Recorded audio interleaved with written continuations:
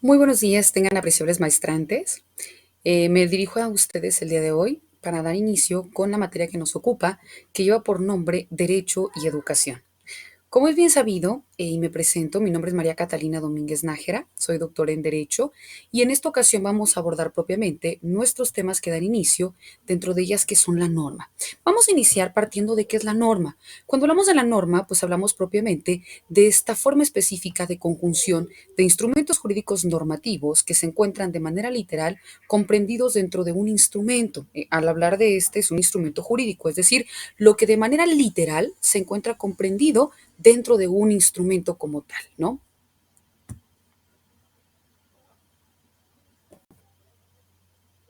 Es decir, la norma jurídica va a ser luego entonces una prescripción que va dirigida a regular el comportamiento de nosotros como personas que tenemos propiamente para hacer o dejar de hacer alguna circunstancia y que ésta propiamente debe estar comprendida dentro de lo que mandatan nuestros artículos o propiamente nuestros instrumentos jurídicos. Como les he dicho, esta forma específica de regulación puede condicionar a una sanción. Cuando hablamos propiamente de esta condición de sanción, recordemos que la norma jurídica es imperativo atributiva, tal como nos lo establece León Petrasisky. Es decir, te confiero derechos, pero también te impongo obligaciones. Por eso se dice que las normas jurídicas son de manera general, tienen la característica de universal, porque va dirigido a todos nosotros como individuos que por el simple hecho de ser persona nos encuadramos dentro de lo que se establece de manera literal en nuestros instrumentos. ¿Cuáles van a ser nuestros instrumentos jurídicos? Bueno, pues sabemos que nuestro país se encuentra en nuestra Constitución Política de los Estados Unidos Mexicanos, que a la par, a raíz de la reforma del 2011, se encuentran nuestros tratados internacionales y que por debajo de ellas se encuentran todos los demás instrumentos jurídicos, llámese Código Civil, Código Penal, Ley Federal del Trabajo, Ley General de Títulos y Operaciones de Crédito, etcétera, ¿no? Pero encontramos propiamente reconocidos, repito, dentro de cada uno de estos instrumentos, lo que lo comprenden son propiamente las normas, en donde te dice qué es lo que te permito hacer como individuo, pero también qué es lo que te limito o qué es lo que te restrinjo. Por ello se dice, te confiere derechos, claro está, ejemplo, tu derecho humano a la educación, tu derecho humano a la salud, tu derecho humano al patrimonio, tu derecho humano a la libertad de asociación, libertad de culto, libertad de religión. Son todas estas circunstancias que te permito, pero luego entonces aparecen aquellas que te restrinjo. Ejemplo, al que prive de la vida a alguien, al que se apodere de una cosa ajena, ¿no? Estamos realizando unas conductas prohibitivas que si tú como persona lo haces o en su defecto lo dejas de hacer, existe una forma de regulación jurídica. Ahora bien, cuando nosotros también estamos dentro de estas formas, recordemos que cuando es una forma de prohibición, pues viene aparejada una sanción. ¿Por qué se establece una sanción? Porque recordemos que es la proporcionalidad a tu falta cometida, pues luego entonces debe haber una conducta o algo que regular. Recordemos que el objeto final del derecho, ¿cuál es? Bueno, pues que se establezca una paz social. El objeto mismo del derecho es regular la conducta del individuo y que exista en todo momento un estado de derecho. Ahora bien, cuando nosotros hablamos del derecho, vemos que existen fuentes que le dan sentido. Y al hablar de las fuentes, recordemos que existen tres tipos de fuentes, que son las fuentes formales, que existen también las fuentes reales y que también tenemos luego entonces nuestras fuentes históricas. Al hablar de las fuentes, primero tenemos que partir de qué son unas fuentes. Bueno, pues las fuentes tenemos que son, tal como nos dice nuestra diapositiva, son este conjunto o estas bases generales del derecho. ¿Por qué las bases? Porque es en donde encuentra su razón de ser, es en donde encuentra su soporte, el por qué existen nuestras normas jurídicas. Por eso sabemos nosotros que al hablar propiamente de estas fuentes, como les citaba, existen tres tipos de clasificación de fuentes, que son nuestras fuentes formales, por otro lado tenemos nuestras fuentes reales y por último tenemos nuestras fuentes históricas. Cuando hablamos de nuestras fuentes formales, nos dice que son los procesos de creación de la norma jurídica y que éstas se subdividen en dos, que pueden ser las fuentes formales directas y las fuentes formales indirectas. Cuando hablamos de la primera de ellas, que son las fuentes formales directas, nos dice que es cuando se crea una norma jurídica, pero que lo crea directamente los legisladores, ¿no? Que son las personas que nosotros le otorgamos a partir de nuestro voto la facultad para que puedan crear las normas jurídicas dependiendo de las necesidades sociales.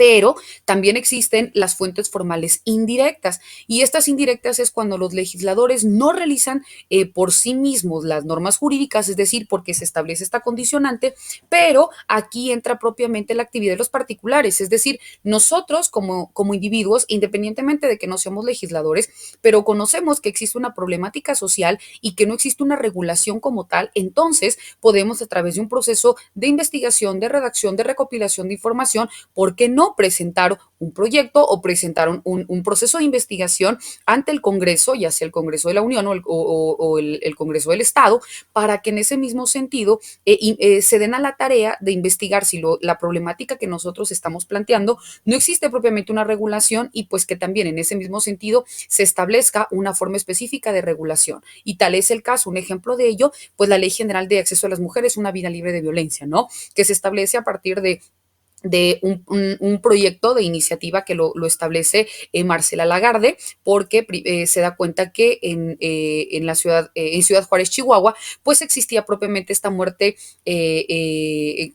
violenta de mujeres y que el Estado pues simplemente no regulaba ni siquiera un tipo penal, estaba al que prive de la vida a alguien, pero aquí era por demás evidente pues el odio desproporcional por razón de género y el número de muertas que estaba haciendo, que iba a la alza, ¿no? Entonces, no podíamos regular en el mismo sentido por estas condicionantes, entonces se presenta y a partir de este proceso de investigación, pues luego entonces da cabida primero a la creación de un tipo penal bajo la figura jurídica del feminicidio y posteriormente, ¿por qué no?, la creación de este instrumento jurídico normativo, pero repito, emana de una actividad propia de los particulares.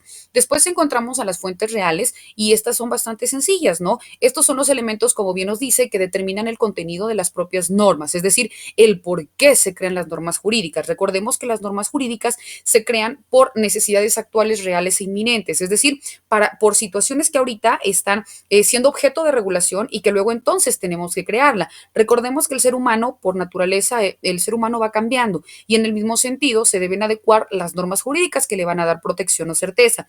Cuando nosotros íbamos a pensar siquiera se me ocurre que íbamos a tener estas intervenciones virtuales porque pues ni siquiera existía una computadora, ¿no?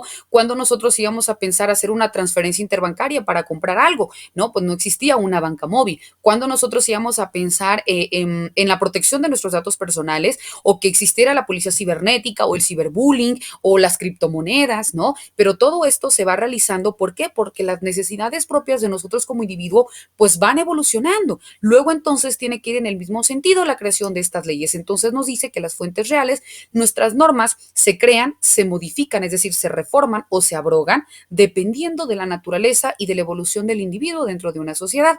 Y cuando nosotros hablamos de estas fuentes históricas, pues nos indica que son estos instrumentos jurídicos que si bien es cierto, hoy en día pues no se aplican. ¿Por qué? Porque dejaron de tener vigencia, pero por supuesto que fueron importantes en un tiempo y espacio determinado porque son aquellos que le dan sentido a lo que hoy en día tenemos, ¿no? Ejemplo, pues nuestro Código de Hammurabi, nuestras 12 tablas, el digesto, las constituciones que previamente nos han antecedido, ¿no? Entonces, todos estos instrumentos, repito, yo no puedo justificar un hecho sobre la Constitución de 1824, los de 1857, porque simplemente no tiene operancia, pero sí sobre la Constitución de 1917 con sus múltiples reformas, claro está, en materia de lo que nos ocupa, entonces estas son propiamente nuestras fuentes históricas.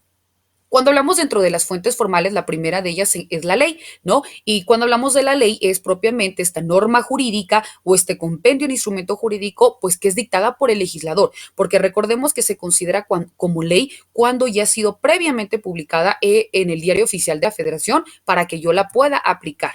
Después encontramos que la segunda es la jurisprudencia y como bien nos indica, la jurisprudencia es la interpretación que de la ley hacen los tribunales federales de 5 tesis ininterrumpidas en el mismo sentido por algún en contrario. Estas jurisprudencias se aplican para dar soporte a las normas jurídicas que ya existen por si presentan algún vacío o para complementar quienes la pueden aplicar, nosotros como abogados postulantes, las autoridades previamente, etcétera, ¿no? Se pueden aplicar para complementar un dicho o para hacer valer una pretensión. Después encontramos la costumbre. La costumbre, recordemos que es una conducta reiterada, ¿no? Que con el paso del tiempo se toma como cierta. En ocasiones se dice la costumbre se hace ley. No es cierto. ¿Por qué? Porque recordemos, como bien comentábamos, que la ley es cuando ya está publicada en el Diario Oficial de la Federación, en tanto que la costumbre es este hecho reiterado, ¿ok? Después tenemos lo que son los principios generales del derecho. Y cuando hablamos de estos principios generales del derecho, nos dice que son todas aquellas frases o postulados que encuentran una verdad jurídica y que se debe propiamente al legislador. Es decir, lo que de manera literal quizá yo no lo encuentro comprendido dentro de la norma, pero que se sobreentiende. Ejemplo, el que es primero en tiempo es primero en derecho. Nadie puede hacer justicia por su propia mano, ¿no? Nadie puede ser juzgado dos veces por el mismo delito, etcétera. Después tenemos que dentro de nuestras fuentes formales, como les citaba, existen estas dos clasificaciones, las fuentes formales directas y las fuentes formales indirectas. Dentro de las directas se clasifican en fuentes directas legisladas, administrativas y judiciales, y las indirectas son las delegadas, las espontáneas y las heredadas. Cuando hablamos de las directas, nos dice que dentro de las legisladas se encuentra la Constitución, las leyes y los tratados internacionales.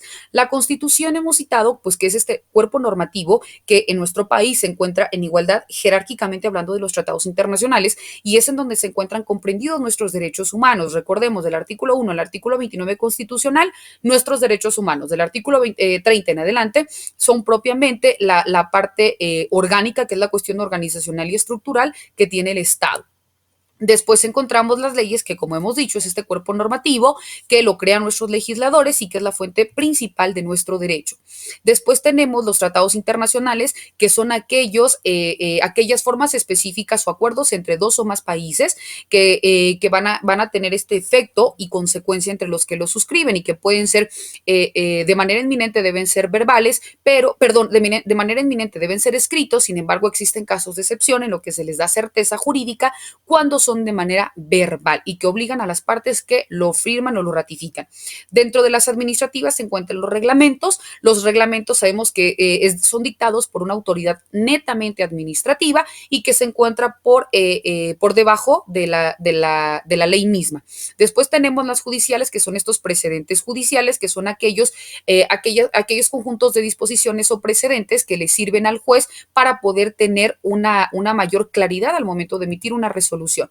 Por consiguiente, tenemos las indirectas, que se encuentran las delegadas, y dentro de ellas se encuentran los contratos. Sabemos que los contratos son esta manifestación de voluntad que se tiene que hacer de manera eminentemente escrita y que tiene como fin crear, modificar, transmitir o extinguir derechos y obligaciones. Posteriormente encontramos las espontáneas, que como se ha citado es la costumbre, y ya hablamos de esta, que es la conducta reiterada que con el paso del tiempo se toma como cierta. Después, dentro de las heredadas, tenemos a los principios generales del derecho, que también hemos citado, y que son estos enunciados normativos generales que de manera literal no se encuentran comprendidos dentro de la ley, pero que tienen esta certeza como tal, ¿ok?